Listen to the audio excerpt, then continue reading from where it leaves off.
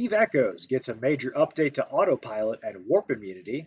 Moderators abuse their power, and drooling neckbeards try their hand at propaganda. All that and more, trigger warning. I'm Kanos Kerensky, and this is the Kanos Kerensky Show.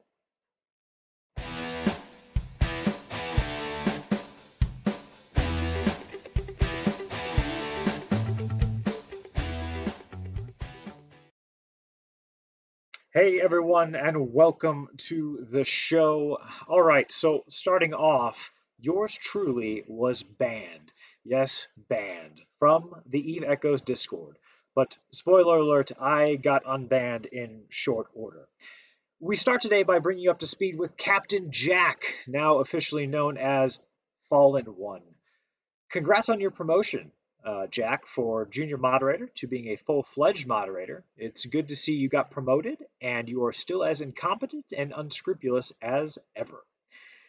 So there I was, minding my own business, and we haven't talked about Captain Jack, as anybody who's been watching the stream knows, for a couple weeks. It's been a while. And I get a ping in our Discord, and it's a screenshot from one of our members. The screenshot is good old Jack in moderator mode on the Eve Echoes Discord, telling people he's offering 100 million ISK for people to kill myself or Momosaurus Rex in the game. Now, I thought this was amusing, but rather than feed the drama in the chat, I just sent him a DM. So let's go ahead and take a look at these DMs.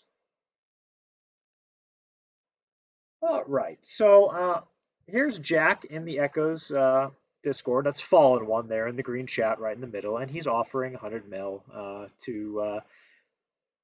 for any kind of contract, a bounty basically, right? There's no bounty system in game, so he's asking somebody to kill myself or Momosaurus Rex. I assume he wants both, so he's willing to pay up to 200 million to get both of us killed in game, which is fine. And to be honest, I would probably just split the ISK with one of the alliance members, and Mama would too. So Jack, if you still want to pay somebody, I will let somebody kill me, and we'll have a coffee date on your dime. Now, again, like I said, I didn't want to start drama in the chat, so I didn't even reply. Instead, I just sent him a little message here. Here's a screenshot of my message. So in classic Kerensky fashion, I talked shit to him, and I mocked his spelling because most of his chat in there, including the fact that he can't spell Genesis properly. So I thought that was funny. And then I told him, just quit bitching, and how about you just do it yourself? Well, Jack got very upset, and one might say triggered, like over 9,000. What the screenshot fails to capture here is some kind of profanity-laden tirade that he went on in, I think it was about 2 sentences worth. It was hard to decipher, honestly. I'm not entirely sure. You can see my comments there. He actually went back and had to spell check himself, calling me retarded. So that's where you see he says retarded. He was spell checking himself because whatever he wrote was so indiscernible in English, it was confusing. There was something about alliance, shit, fuck myself, something about retarded, and Congress. I don't know what he was talking about with Congress. He may have been suggesting that a congressional delegation look into something, or he wants to do Congress with me, which is, again, very, very odd stuff coming from Jack. He quickly erased it before I could get the screenshot off, and I'll be honest, I'm usually better about the screenshots, as you all know. I was just so confused on what I was looking at. I just don't know. But there he was, calls me retarded, and before I could say anything else, I get this message. You have been banned from the Eve Echoes Discord. It will not be tolerated to be disrespectful to moderators. Okay, now, can anyone out there tell me what in that screenshot was allegedly, disrespectful or anything related to the moderator?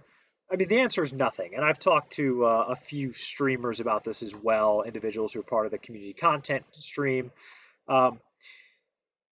Nothing in there was improper from my end. In fact, the only word that was even offensive potentially was the word bitch, and that was in the sense of he's bitching, as in complaining about things. But he banned me nonetheless. So I reached out to Joseph, the community manager, and Joseph ended up having me unbanned. But I'm a little disquieted in the fact that there was no comment back on why a moderator abused his power to ban a player for sending him a private message regarding in game activities. And that's exactly what it was. He's offering a contract to have me killed in game. And then when I respond to him, he bans me, right? So no official statement from Eve Echoes, from the community manager Joseph, and I've not heard anything else from Fallen One. But certainly interesting stuff, and I do have unconfirmed reports that this is not the only moderator that's been abusing. A confidential source inside the community content team has told me that they had previously brought up to Joseph several mods who were banning people or muting them if they said anything negative about a stream. So, for example, if I was a content creator and I posted this video, which many people hate, uh, somebody who was my buddy as a moderator would mute somebody for me if they were talking trash about them not liking my stream. Unfortunately, we don't have proof of that. We'll try to dig into it, but I doubt we're going to get any proof. That's usually stuff that's pretty not on the record. It's very unofficial channels, right? But definitely disquieting to see moderators acting in this fashion. Believe it or not, that's actually not our Everything is Stupid this week. That's just the drama spotlight and people acting like jackasses for no reason except getting their rocks off. Now, we have more of that coming up, but first, speaking of getting rocks off, and more specifically rocks, are you a miner and need something to do with your ore? The ore buyback program might be right for you. Let's take a look.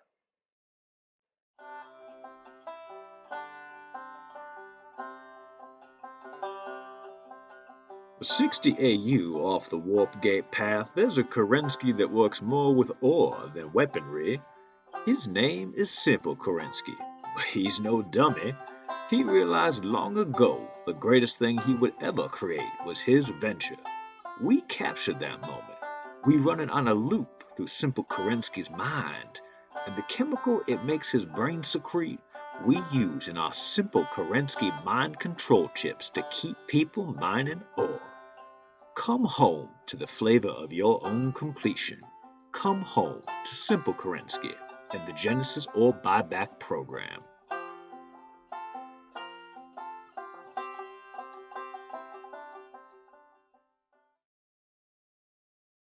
All right, and we are back, and we have to take a look at the war report as usual. And I say war report in a loose meaning of the word. It's really just combat stuff that's happened. It's just kind of our review of just fun stuff that's happened with people shooting at each other, us shooting at ourselves, who knows, whatever it is.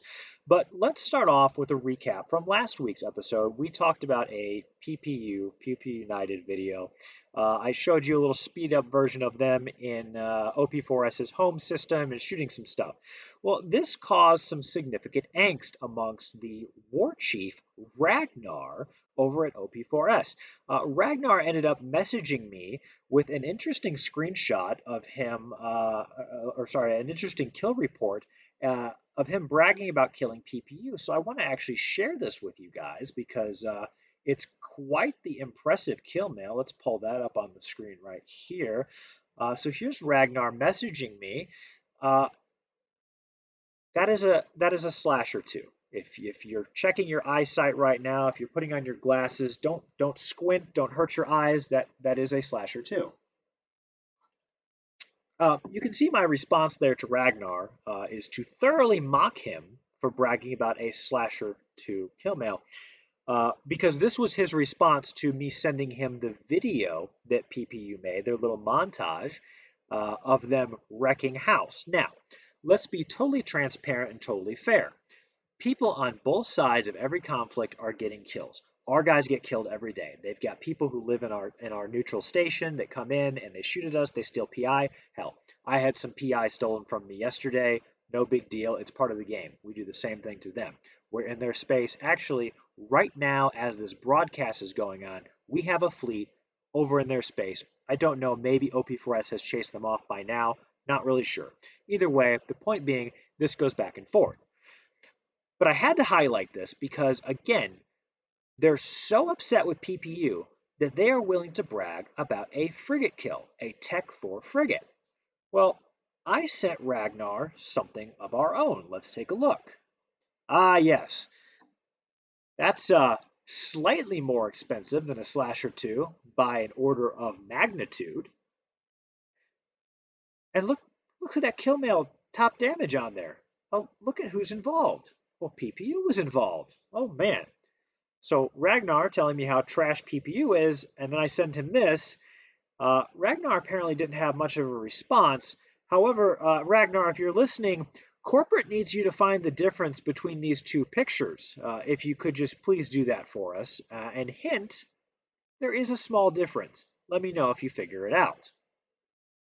Here's that. Oh, here's a bonus kill mail that I actually just pulled from today. Again, same corporation, OP4S affiliates, actually double, so more than 2 orders of magnitude more than the slasher. Now, again, they have killed some expensive stuff. I know that some haulers went down this week. We're going to talk about the changes to warp disruption and autopilot. Uh, so both sides have gotten some pretty cool kills, right? But I just thought it was funny that he's literally bragging about a slasher, but apparently has no comment when 100 million IS cruisers go down. So that's very interesting. Now, our next segment right here is our weekly spotlight. We're going to do that before we get to Everything is Stupid. And we're going to do something a little special on the spotlight this week. We're actually going to pull some pilots on the air from the corporation. And that corporation for this week's spotlight is Pew Pew United, PPU as they're known.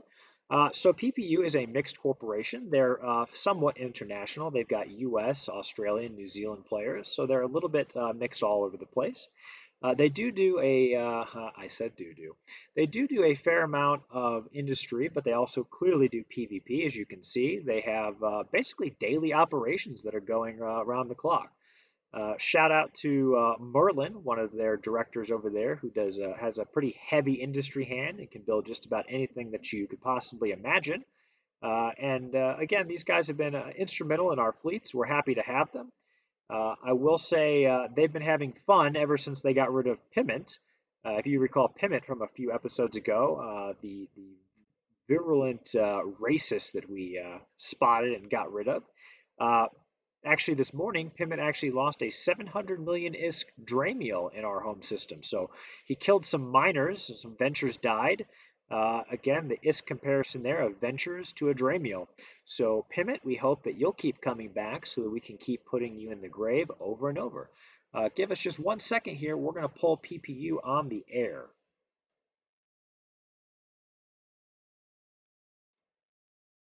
All right, guys, we are live on the air. You guys still good to chat right now?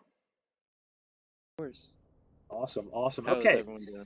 so Hello, everyone. I've got the CEO here, Fanan, as I like to call him. I see Fury, Nimball, Tattersail. I know Ode couldn't join us. He was very upset that I would be teaching people to say his name incorrectly on the air. So if you guys see Ode, his actual name is pronounced Udi, is the correct pronunciation. Is that right, Fan? Yes, that's totally correct. Yeah, okay. Absolutely right. He's So from the bottom of the world. bottom of the world. I hear he's a Bogan from Australia. Is that also correct? New Zealand, yeah, Oh, it's right oh, there. that's right. Yeah, I get the two confused only when it comes to him. So, I was just talking on the stream about how Ragnar seems to have nothing to say after sending me that slasher kill mail, and then you guys turned around and killing 100 million ISK frigate, or sorry, cruisers. How are you guys faring over that slasher death? Are you guys able to recover from that? It was I don't know, devastating. I man. mean, Jesus Christ. Whole frigate. It was a Oh, horrible, horrible loss. yeah. I mean, was Merlin able to build a new one, or is he still working on the resources? He's still working on it, man. It took a big dent out of the corp wallet, so it's a I work in imagine. progress. Okay, I think what we'll do is we'll try to get a alliance-wide mining op set up, and we'll try to get the resources recovered for that slasher too. So Yeah, that sounds amazing. Yeah. yeah, we're here to help, right? So Fannin, tell us about your corporation. Tell us about the origins, what brought you to Genesis. Let's hear a little Oh, bit about you guys. all right. So there's a lot of stories that comes from both sides. The moral of the story is the founding members of PPU came from a very toxic corp. I'm not gonna put their name out there. I'm not here to cause drama. Um, but we created our own group, and slowly but surely we got a family here. And back in January, February, we joined Op Force. Once the open beta was down and shut down, we went over to Stellaris Command. I don't know how many of you guys on the stream has played that, but we went over there and we got backstabbed by Op Force. So we did our own thing for several months. Even in closed beta, we kind of did our own thing, and we met an amazing alliance that stood there by our back. So I'm really grateful that Genesis took PPU in. Well, we're definitely glad to have you, and you guys made a good first impression as soon as you got in. Your activity level has been very high. Your leadership team has been very engaged with us, so we definitely appreciate that. And we're actually going to talk a little bit on the show today because we're going to be talking about the battle that happened earlier this week with Elysium. Um, and Elysium's origin, of course, is they're founded by SSS Corp. Now, what is your relationship with SSS Corp? It's a fantastic question. If there isn't even one, they're non-existent to us. I was about to ask, who are they again? Yeah, who are they? Well, they think that they're relevant. So, without spoiling the Everything is Stupid segment just yet, so Elysium came and fought us earlier this week, and the whole reason Elysium Alliance is fighting us is because PPU is in Genesis Federation. So, which of course makes people wonder what's wrong with SSS and PPU's relationship. Well, it goes back to PPU's former leader, Lieutenant Shock. Is that correct? That was the individual's name. Yes. So Lieutenant Shock used to be the CEO of PPU before some leadership hands changed. And before the game launched, we were approached by SSS, told, do not, under any circumstances, let PPU join you. And we were given this huge drama Dr. Phil episode about how terrible Lieutenant Shock is. And they're therefore, because they hated Lieutenant Shock because he was a spy or horrible or just mean, very bad man, their mission was to destroy PPU entirely. So the whole corp had to pay for this CEO. Now, what's interesting is Lieutenant Shock is gone. He left the game as soon as Echoes basically started because of personal matters. That's correct? Yes, Absolutely. that's completely correct.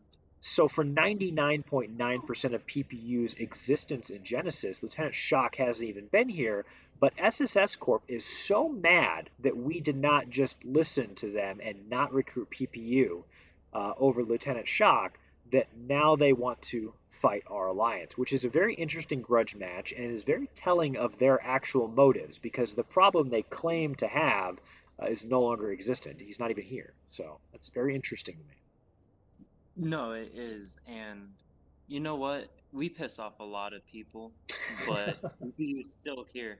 When we started off with 10 people to now over 100 to getting to 150, no one's been able to stop us. Even when Op Force betrayed us in another game, we defended their little mercenary fights and we stood still. So Okay. Okay. And we're still here, so Still, yeah, you guys are definitely still here. I'm hoping that I'm going to see more montage videos. Uh, please fit some warp stabs to your slashers, though, because I don't want you guys going in debt from losing slashers. God forbid. And it's tell a work me, in progress. how many times, I was just speaking about Piment as well before we went on here. I mentioned his 700 mil Dramiel loss. How many times has Piment died now in our home system? It's hard to count. It's been a few for sure. He's an Yeah. interesting character, that one. We think of him like a sacrificial lamb. We kill him every now and then as our Okay. offering to the to the Got it. Eve Echoes Okay, so gods.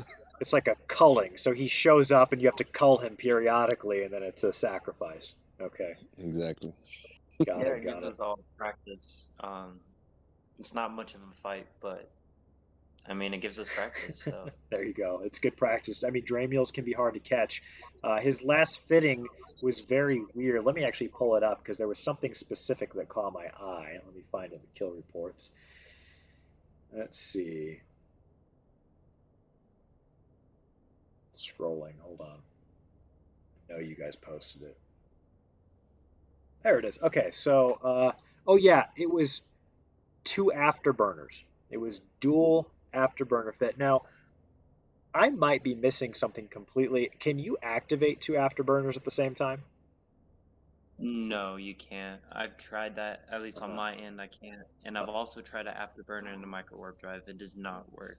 Okay, yeah, then I am perplexed as to what this fit was supposed to be with two named afterburners. Now, it looks like there's no mid slots on that Dremule as well. Am I? No, the mid slots are just too far down to see. Okay, never mind. I see that it peeking over the top there. Okay, yeah, so what a weird fit. So hopefully he'll keep feeding Dremule kills. Maybe he'll feed you some good ones. You guys can scoop up some good loot off of it. Yeah, most Between definitely. Opforce and Pimmet, they've been definitely giving us money to the corporation. Yeah, do you guys even need to do dead spaces anymore if you're just killing these guys? At this rate, Mm, not really, but Dead Space is our hobbies, man. Gotcha, gotcha. It's a good We do hobby them to like have. candy. Yes. Good stuff. Well, I will definitely be trying to join on a Dead Space run with you guys whenever I'm not shooting at stuff or making terrible videos like this one. Real quick before I let you guys get back to what you're doing, go ahead and tell everybody where they can find you and what kind of pilots that you're looking to recruit. So we are a mixed corporation. We have a very strong indie section and a very strong PvE section. We're actually looking for some strong PvP players. Um, we don't have any promotions right now, but get with us, and in about a couple of days we'll have a promotion up. So if you're a new PvP player or an experienced one and you want to find a good family, this is the right place to be. Awesome, guys. Between the corporation and the alliance, it's amazing here. Cool stuff, cool stuff. All right, well, I'll definitely pop back in once the broadcast is over. Hopefully, you guys find some stuff to shoot or some good stuff to sell on the market, and we'll be catching you soon. Yeah, man. Take it easy. Take it easy, all bud. right, everyone. Have a good one. All right, guys. So that was PPU, Pew United, and that's going to go ahead and lead us into every week's special event, the Everything is Stupid segment. Now, I'm not going to blast you with screenshots on this one this week. Instead, we're going to talk about Elysium and a Reddit post that came up. So this week's Everything is Stupid features a Reddit post, assumedly, we are assuming, posted by a hostile entity, and we presume it to be Elysium Alliance, in which a person claims to be a Genesis Federation pilot and goes on a drooling diatribe of stupidity in which he makes completely incorrect claims. So we've kind of touched on Elysium, but earlier this week they showed up in our space along with two other hostile alliances. OP4S did end up showing up somewhere during the op, and there was like I want to say about 6 hour fight. It was a skirmish back and forth for about 6 hours. Now, I'll be completely transparent. I don't think that Genesis had its best showing for whatever reason. The majority of leadership happened to be offline. They were busy working, family life, all kinds of stuff. It was a really bad cocktail of the series of unfortunate events. Mamasaurus and a couple other directors were able to jump in and do some stuff, and there were some good kills on both sides. Honestly, there were kills on both sides. Um, what was interesting to me was that throughout the battle, over 6 hours, um, which wow, that's a long time in a mobile game, and for the small numbers too. It was only around in the 80s on either side, but either way, they killed a lot of destroyers. And they talked a lot of crap about the fact that our destroyers were running around a lot, which would normally seem, maybe cowardish, but the enemy was in cruisers. So if you know anything about ship types, you know that destroyers don't typically go headlong into cruisers because cruisers are literally meant to kill destroyers. Nevertheless, it didn't stop Elysium and their little trifecta from poking fun and shit talking the destroyers doing skirmishing tactics because apparently they are of the mindset that you just go headlong into a wall. Either way, kills were happening on both sides. The enemy claims that they won. Eventually, they left. Um, I don't know. It's hard to say who won or lost without an API to pull real battle kill boards, but the kill mails I saw, and again, I'm obviously biased, and I'm sure that people reserved posting certain lost mails, but from what I saw, um, the Iskor was definitely won by Genesis simply because the destroyers were cheaper. So they killed more destroyers than Genesis killed cruisers, but cruisers are much more expensive to lose than destroyers. So, take that for what it's worth, quantity versus quality of ships. Now, moving on from what actually transpired during the battle, let's talk about this Reddit post. So, within moments after Elysium pulling out, a Reddit post went up by an individual named Space Taco Taco. And the title of this Reddit post is Gen Fed Garbage Alliance and Why I Think as Such. This individual claims to be a member of Get Off My Lawn Corp, and compares that to Get Off My Lawn in Eve, which is a renter alliance. Now, the two are not at all related. So, anyone who's watched the stream or knows anything about Genesis knows that Genesis Federation comes from Genesis Alliance in Second Galaxy. It has nothing to do with EVE Online. So the post starts off making a comparison that actually makes zero sense. But then he goes on to make 4 reasons as to why he thinks they're bad. First thing he says is there is no doctrine at all, um, and that they're making an attempt at Thrashers, which is trolling their own alliance. Okay, if you watched episode 2, which was the my no fear, don't worry about it, this is how the game is going to start, don't panic when the servers crash, all that good stuff, the day 1 survival guide, you may remember that. I actually talked in the day 1 survival guide about skill planning.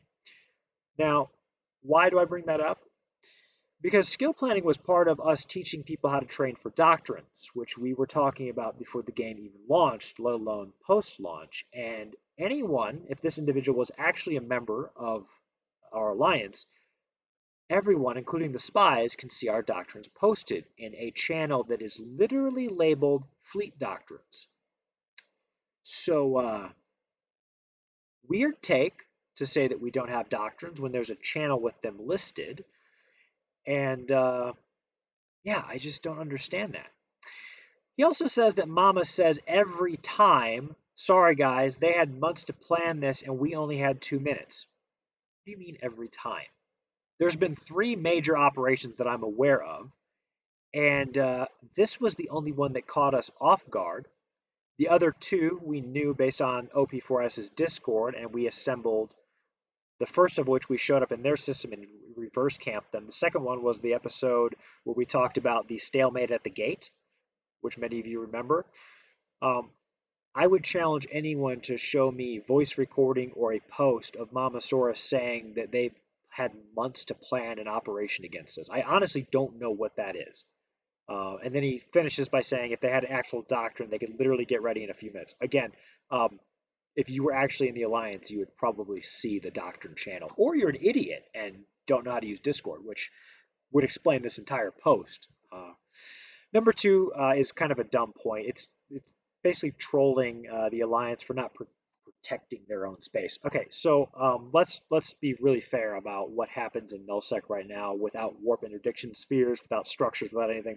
Anybody, us, hostiles, neutrals, can move in any system pretty much unmolested. In fact, until the most recent autopilot warp changes, which we'll talk about later in the show with warp disruption, you could autopilot out of a system, which is what enemy fleets have done to us. They would come in, they'd fight at a neutral station, dock up, and then they would undock autopiloting to get out safe.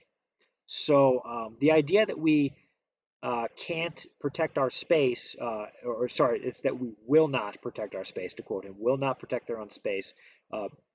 It's ridiculous spin on the fact that you can't stop us. Again, right now, as this broadcast is taking place, or at least as it had started, there was a Genesis fleet in the OP4S system. So by this standard, I guess OP4S refuses to protect their space simply because they couldn't stop us from entering the gate, right?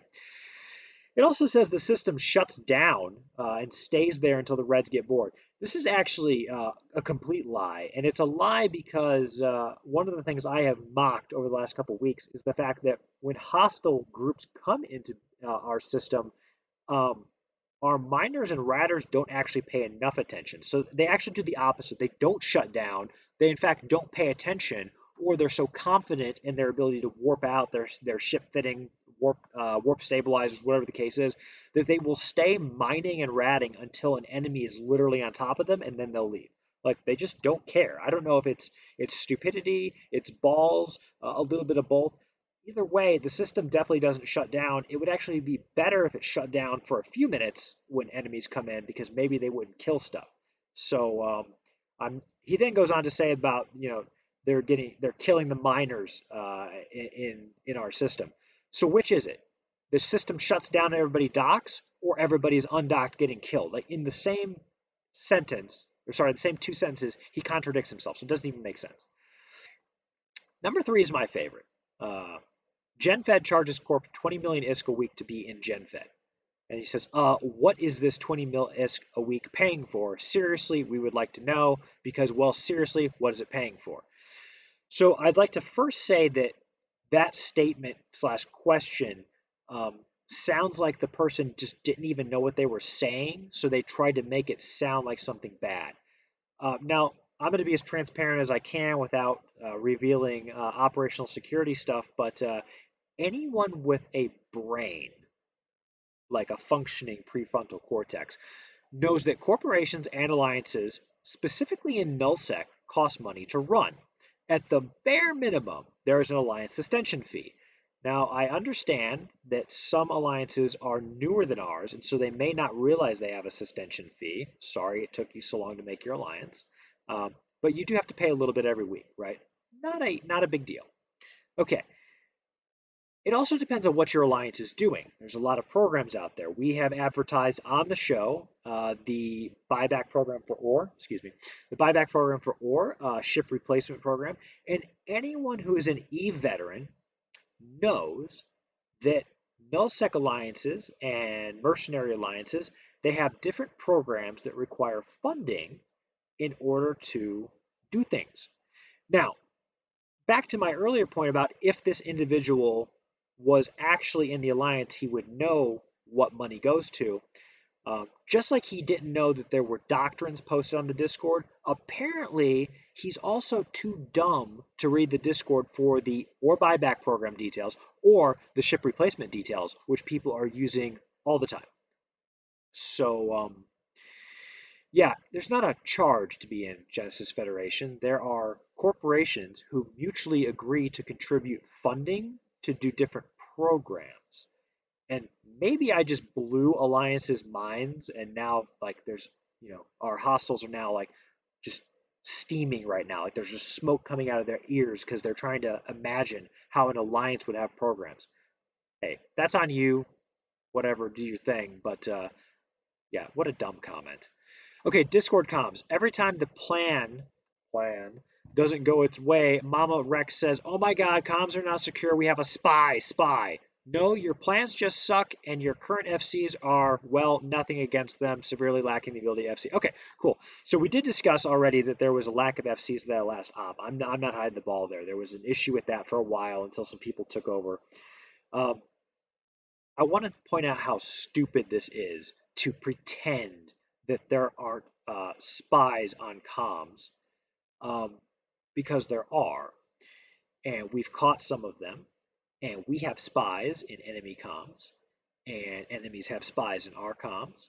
And you might be wondering, Kanos, how do you know there are spies in your comms? Well, there's a couple different ways. One example is Chancellor, who we've talked about on the show before. When we were in Dead's system and we were standing outside their station, and Arya Evansong was FCing a small roaming fleet there, Arya was talking on comms, and comments he would make on comms, Chancellor was responding to in game chat. There's a spy on comms. It is what it is, right? That's part of the game. It's part of the meta game is to have spies, agents, double agents, whatever the case, right? So how do we know there was a spy on comms during this specific op? Well, we faked out the spy. How did we do that? Well, we did something very simple and very obvious. We did a feint. We told the fleet that we were going somewhere specific in the system, but didn't actually go there. But we had a scout watching that area. So, for example, we said, "Fleet, we are going to warp to Planet 4. We're about to go to Planet 4." Suddenly, a bunch of enemies appear at Planet 4 before we've actually gone there. Gee, I wonder how they knew that. Probably because there's a spy on comms. So this idea that, oh, Genesis is paranoid and it's a conspiracy that they think they have spies. No, we know there's fucking spies, you jackass. We have spies on your comms too. We get it. We get it. Stop trying to pretend everything's a conspiracy. Now, speaking of conspiracies, let's tackle the rest of this Reddit post and why that this is not a Genesis pilot, or if it is, it's somebody who is really a double agent, which would explain why he knows nothing about what's on the Discord, and it also explains the most interesting part about this Reddit post. The Reddit post is in the Eve Echoes Discord, which has hundreds of posts. There are currently, as I'm looking at it, almost 700 people online and 19.5 thousand members. You might imagine there's a lot of posts on the r/echoes page, right? Well, there are. So what's interesting about this specific post? Well, it just so happens that pretty much the only people who responded to this and responded immediately after it was posted were Elysium pilots. When I say immediately posted, I mean like it was posted and then multiple people from Elysium posted that they were in Elysium. They weren't even trying to hide the ball. Here's one. It was a joy to camp your base. I guess the damage is done. Gen Fed are dead. Come join Terran Federation, who was one of the groups with them. Don't worry, guys. Elysium was just breaking ground on new rental space. Yeah. Elysium go brr. There's a few of those comments, which I think are kind of funny. It's going off of the meme of the A10 Warthog going brr and killing terrorists and whatnot, right? There's multiple of those comments. So,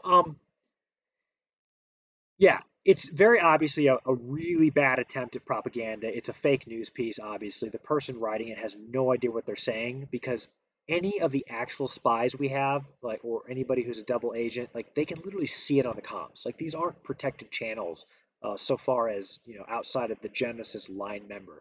So any line member knows that this is legitimately just stupid, right? The fact that they thought that we came from the Renter Alliance in EVE Online tells you that they know nothing about their own alliance if they were actually in it. So whoever wrote this is either an idiot or it's a fake propaganda piece. And I can't stress that enough, just because it is legitimately dumb if you actually read through it. So that's enough on that. Let's look on to some actual fun stuff now, because my God, the level of brain dead that was in that Reddit post. So Elysium did show up to fight, which was cool. Our pilots were very excited for it. They had a blast. I heard for days afterwards that they just had a blast. It didn't matter if people were dying. They were just having fun shooting things, which is the name of the game, I think. And for all those Genesis pilots who died, you might be wondering if your ship is protected against loss. Well, insurance might let you down if you're not in a trainer ship, but Genesis Federation won't. So let's take a look.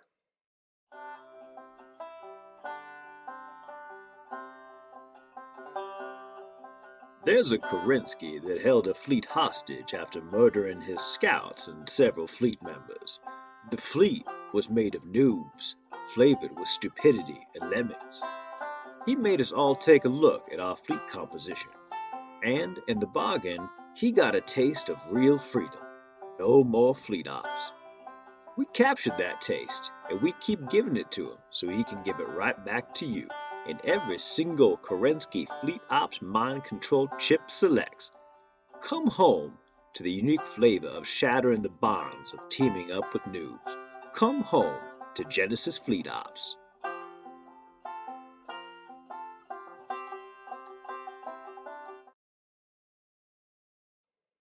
All right, again, see Discord for details. We are working to keep increasing the stockpile and SRP funds to make sure you can always get a ship when it's time to smack some reds or neutrals in local. And remember, as always, not blue, shoot it.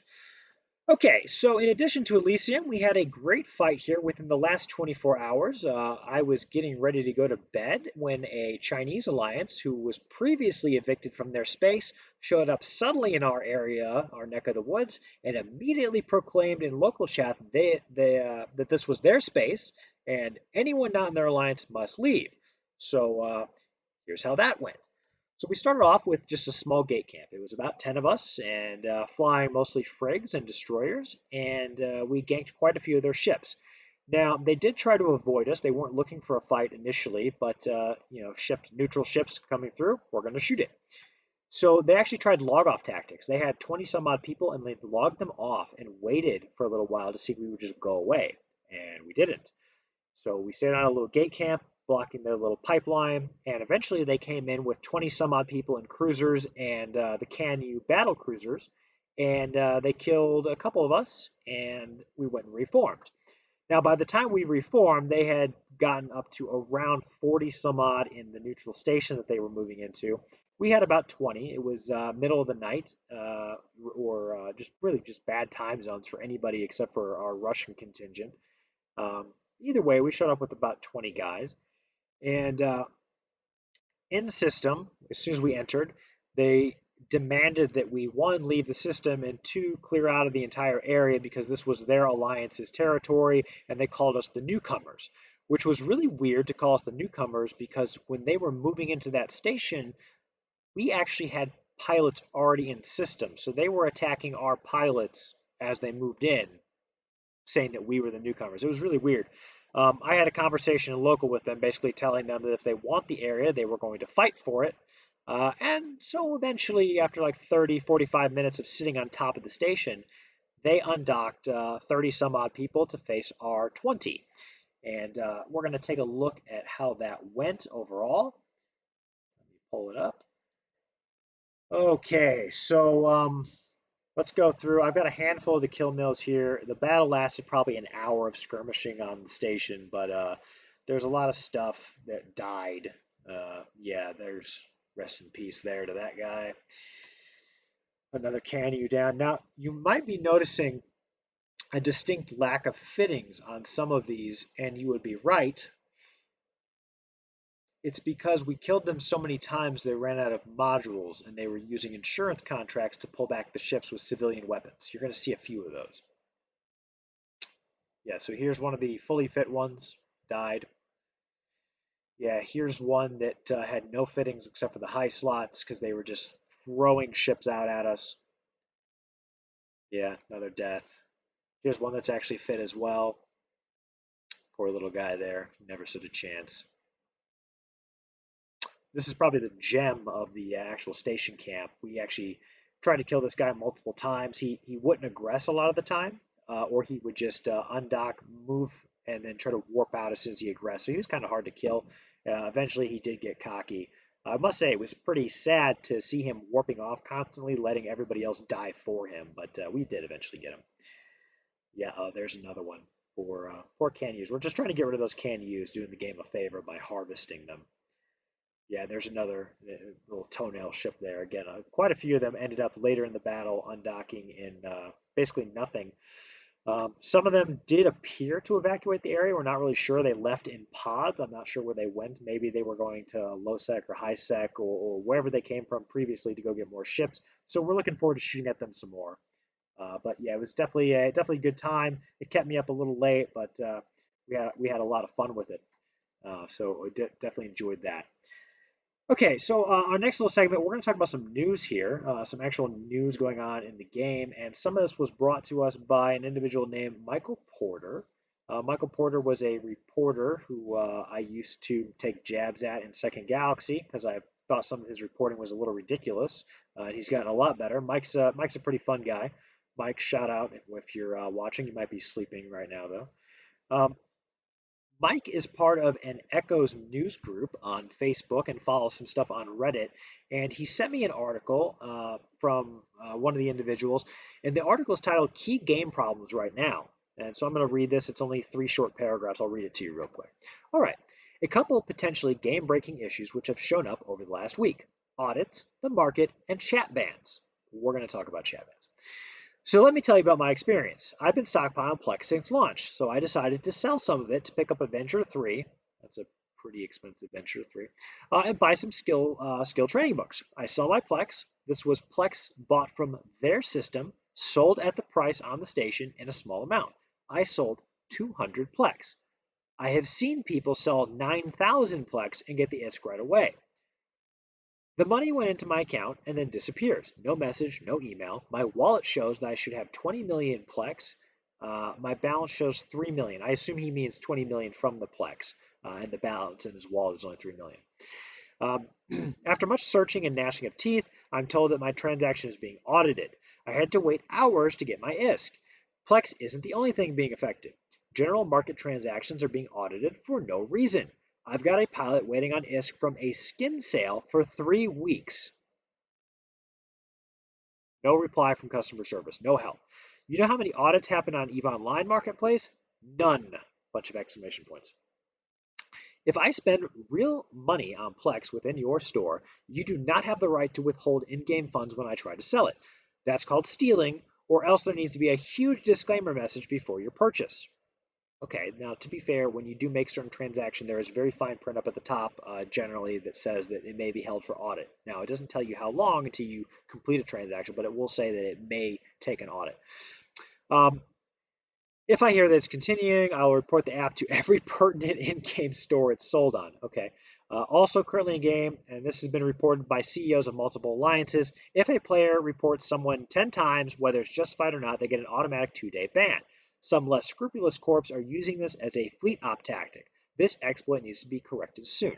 Okay, so let's talk about the audit thing real quick.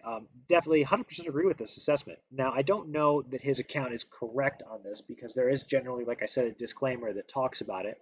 The audit system is absolutely ridiculous. And I'll give you an example. When I'm doing ship replacements, I have a stack of ships in a hangar.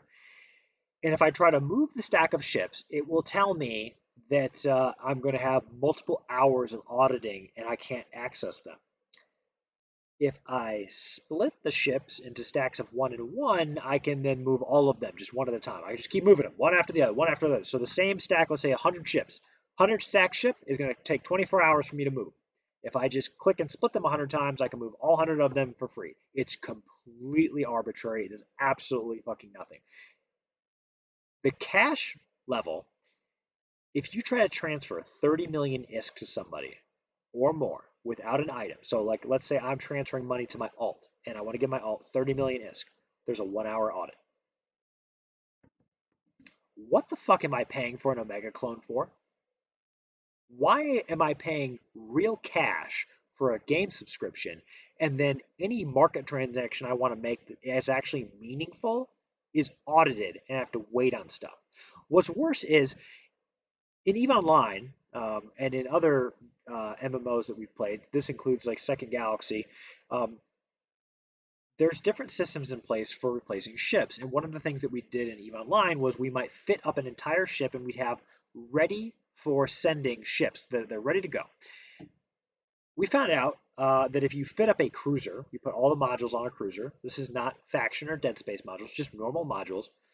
A cruiser can potentially trigger the audit system. So if I fit up a full ship and I want to give it as a replacement to one of my members, it gets locked.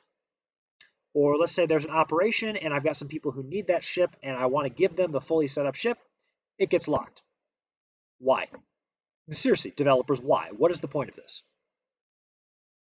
This isn't a 500 million ISK transaction. This isn't a billion ISK transaction. We're talking chump change, technically. Like, by and large, looking at the market volume and scale, chump change. Audited for hours. Hours.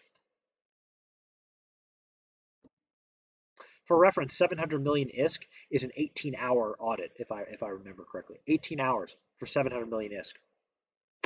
So the ISK that we have to waste to create second, tertiary, quaternary alliances to hold people because alliance skills aren't in game yet.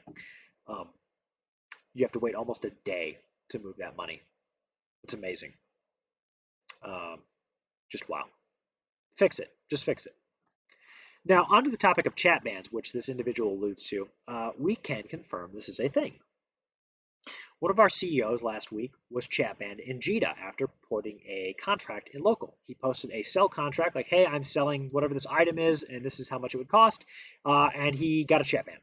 He was mass reported in JITA by who knows who, 10 times. It appears to be the mark, and boom, 2-day chat ban. What? Seriously, what? How is that a moderating system?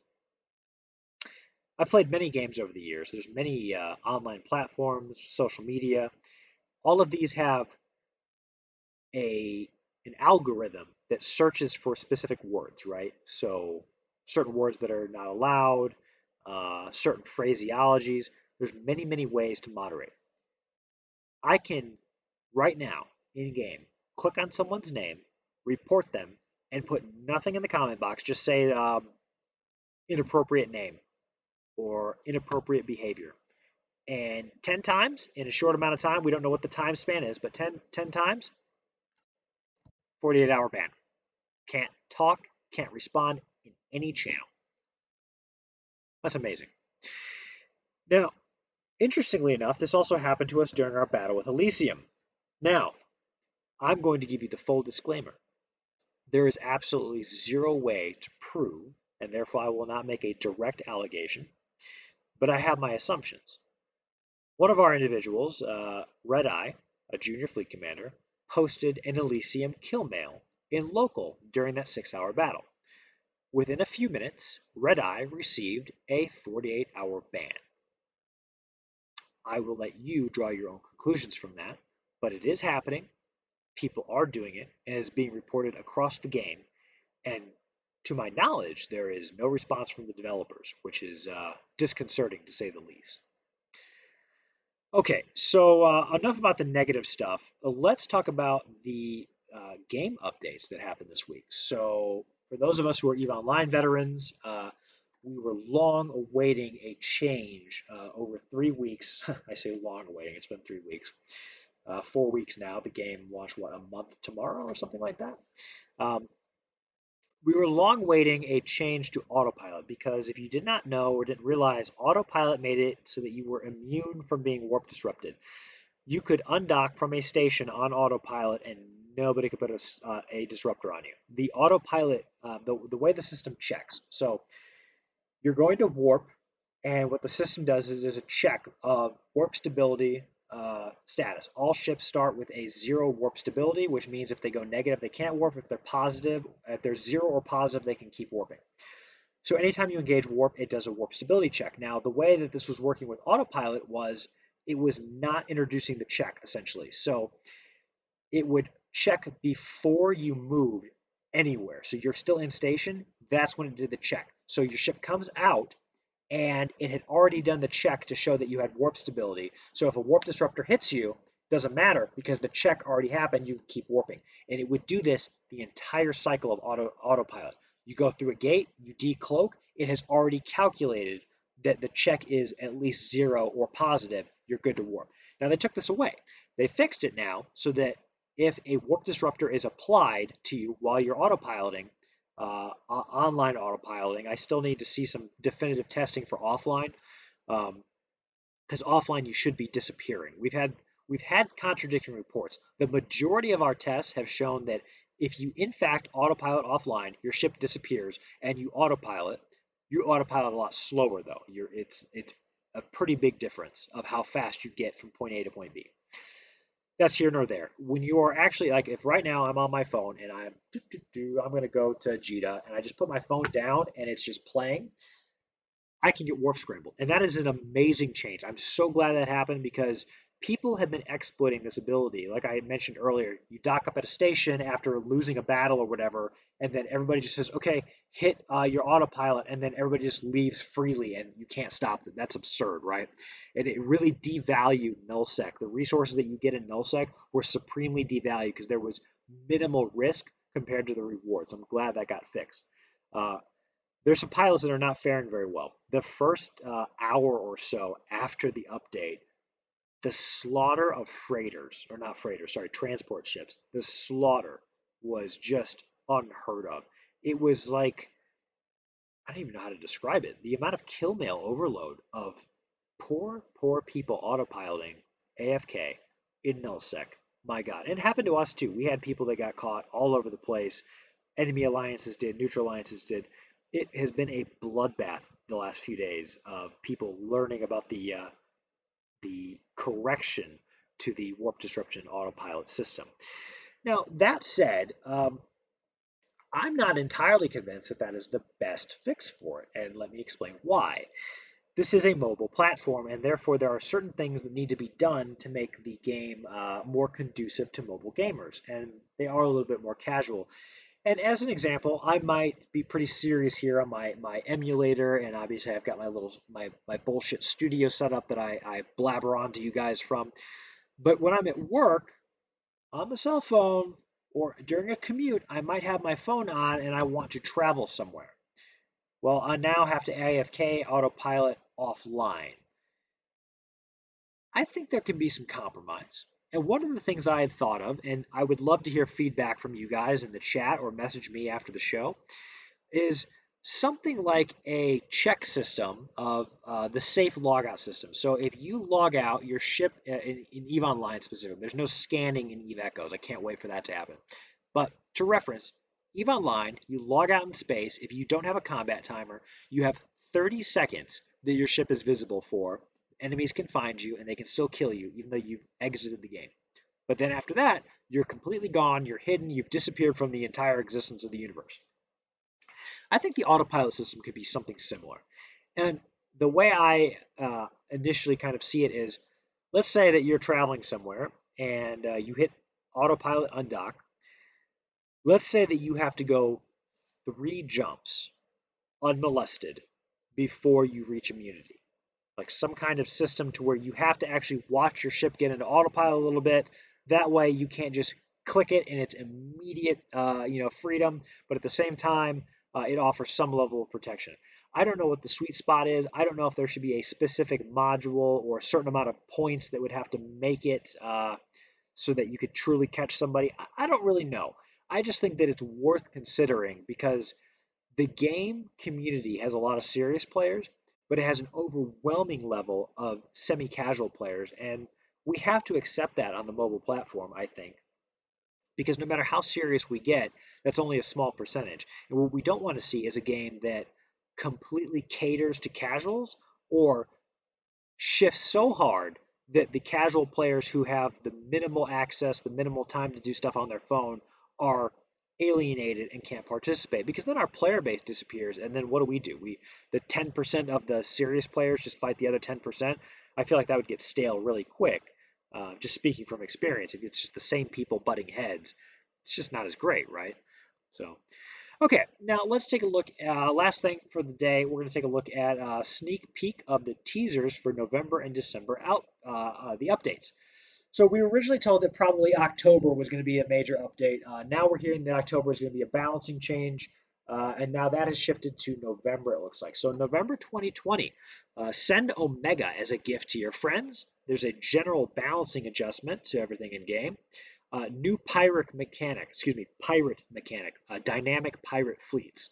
And it says all anomalies will use the new dynamic pirate fleets. They're going to balance encounters a bit. All the encounter missions, the missions are going to use dynamic fleets. So it'll be interesting to see what the dynamic fleets actually end up being in this game. There's going to be a new mission in the encounters. It's a delivery mission remake. So if you really, really get your rocks off moving stuff in a moving truck, go for it. New modules, finally, thank God. Here we go. Remote sensor dampeners. That's going to be fun. New module, warp scramblers. Scramblers specifically have a higher point value than disruptors, and scramblers shut down micro warp drives. So they cost more. They have less range, a shorter range, and typically they use more power, if I recall correctly. But they can shut down micro warp drives, which is a cool thing. So look forward to that in November. Target painters. So target painters increase the signature radius of a ship. So if I've got a little frigate spinning around, and it's hard to shoot him. We hit him with a target painter. It balloons his signature up a little bit, so a bigger gun has a higher probability of hitting. So that'll be cool to see as well. My personal favorite, interdiction sphere launchers. So yeah, bubbles. Bubbles all day, baby. And nullsec is going to be a bloodbath again when people find out that they can't just warp straight to gates because people have a bubble up on a gate. Now, I will say they are likely to do something to cater to the mobile game a little bit to make it still possible to get to gates. We'll really see. I'm not going to speculate too hard on it because we just don't know. I hope that they find some kind of sweet spot to make them useful, but not totally destructive to a mobile player base, if that makes sense. All right, and then the last thing is December 2020. We're going to get alliance management skills. So here we go. After being told that this was going to happen in October, now we're waiting for December for alliance management skills, which baffles my mind.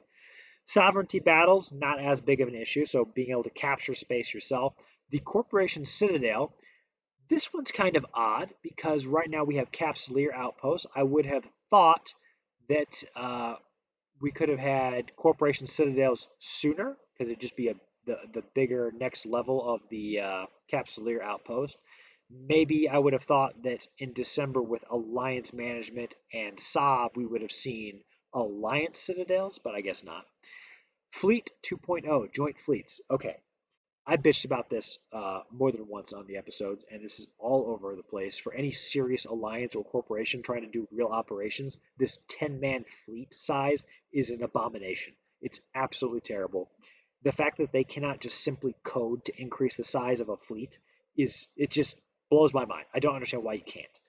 I'm not a coder, but speaking to many people in our alliance who do coding for a living, they can't understand it either. This is not a hard concept, and I hate to make this reference, but Second Galaxy figured this out. That is bad. So I know the developers don't care to watch Twitch streams, but if somebody gives them this clip, just let them know that they just got compared to Second Galaxy because Second Galaxy managed to have larger fleet sizes, and Echoes is struggling on that topic. And the last one being tie-dye, time dilation. So we'll end our show talking just for a minute on time dilation. So as you know, Echoes is a single server. There are multiple nodes that control multiple systems. So JITA might have its own node, but then a bunch of systems that have a low bandwidth requirement are on one node, right? So you might have 100 systems on one node or whatever their ratio is for this specific game on the server. But it's one server. And what that means is when you pile lots and lots of people into one system, that node gets really bogged down, right? So it becomes hard on the server. What time dilation does is it physically lowers, reduces, slows down the rate at which uh, time is calculated on the server. So let's say, for example, that my guns have a 10-second cycle time. Well, under tie-dye, it might be double that. So now it takes 20 seconds. So normally you see bang and it circles around for your module and then bang circles. Now in time dilation, everything is in slow motion. It's literally just slow motion. Everything's going slow. Now, tie-dye kind of sucks because it slows down, but what it does is it allows the server more physical time, more actual chronological time in real time to process the same number of requests. So all these different requests are happening, right? So you activate modules, you're shooting something, the enemy is shooting you, the server's calculating all these different things, the damage coming in, the damage going out, all these different movements, your ship moving, people manually piloting, the list is endless, right? The server gets overloaded by too many requests. So with time dilation, it slows down the rate at which all those requests can physically happen so the server can play catch up and can process these things. What it does is it reduces actual lag. So instead of like things skipping around and missing commands or um, functions and processes being backlogged, they just take a nice slow time to do it. Just go nice and slow, and it's a lot smoother. Um, it does make things last a long time. And as an example, maybe a SOV structure takes 45 minutes normally to shoot at maximum damage. Well, now that SOV structure might take double that, in real time. So there's a trade-off to it, but it is a really good system. I hope it gets implemented well so that when we see some massive battles, this mobile game is able to carry through and soldier on through those. So we'll see. We'll see what happens. We'll see if there's still going to be a balancing in October. I'm not sure exactly. As a bonus, tomorrow, I believe it's tomorrow, if you check the Eve Echoes Discord, they're giving the 5 million subscriber rewards, which includes 200,000 skill points and some other goodies. And then I believe they said later into next week is when they're fixing the skill point gap issue. So if you're not tracking, there was an issue with some accounts that are training faster than others, and a lot of that has to do with the way they take the servers offline for maintenance. as they're going offline, it's not calculating certain accounts at the same rate. So my account might go offline first, and then your account stays in limbo. But then, because I'm offline, the server is calculating my points, but your account hasn't been registered as fully offline, and therefore you're not actually accumulating skill points because it's going to just start you whenever it processes. It's a weird system, and they have not explained it very well about what the issue is. There is an issue. They are tracking it down. So everybody who has had the same amount of time in game, the same amount of Omega Standard and Omega Basic, whatever the case is, the skill points you should have earned, you will get back, hopefully, if they get it done right. And the people who are ahead, they won't get any more bonuses. So they're not going to be punished because it's not necessarily their fault that they got extra skill points. But the developers are fixing it. It's just taken them a few weeks. So, all right, everybody. The show went a little bit longer than normal today, but we had a lot of stuff to talk about. I'm glad we got to have PPU on the show. Glad we got to look at a few good kill mails, and hopefully there'll be some more good stuff this week. I'm going to jump off here and go find out if OP4S undocked and thought the Gen skirmishing fleet was out there. Otherwise, fly dangerously, and we will see you next week on the Kanos Kerensky Show.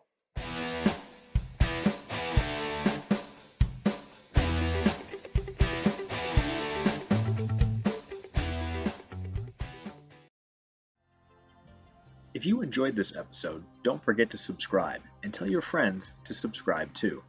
Be sure to check out the rest of the Genesis Wire content at www.genesistachfed.com/GenesisTachWire. Thanks for listening.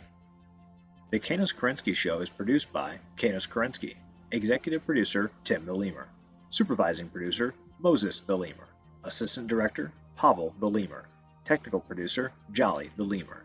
Playback and media operated by a neckbeard. Edited by nobody. Costume by a secondhand store. Hair and makeup by a lemur with glaucoma. All EVE Online source materials are copyright CCP 2020. All EVE Echoes source materials are copyright CCP and NetEase 2020. The Kanos Kerensky Show is a Genesis Wire production. Copyright Genesis Wire 2020.